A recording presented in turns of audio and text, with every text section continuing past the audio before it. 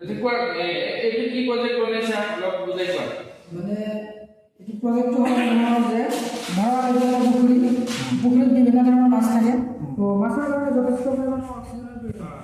তো যেহেতু পানির কম পরিমাণে অক্সিজেন থাকে আমার হরমোনগুলো বেশি পরিমাণে অক্সিজেন দেয় যেভাবে আমি কি করেছি একটা বোতল নিয়েছি আর বোতল এখানে আমরা হুল করি এখানে একটা পাইপ লাগাইছি এখানে যে পানি ওলাই মানে পুকুরিটুক করে আছে আর ইয়ার পরে একটা পাইপ সংলগ্ন করে আমি এখানে দিই মানে উঠাইছি ইয়ার এখানে পানি পড়ে আসি এখানে দিয়ে উঠিয়ে আসি পানি এগুলো আমার দেখা যায় মানে এখানে দিয়ে আমি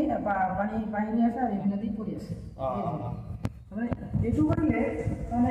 সব রেগুলেশন থাকে পানি পানি অক্সিজেনের পরিমাণ পানি পরিমাণ বেশি হয় বুঝি পাইছি পানি তো মানে রোটেশন তারপরে এটা হইব আর অক্সিজেনের পরিমাণ তো বেশি হবে হ্যাঁ থ্যাংক ইউ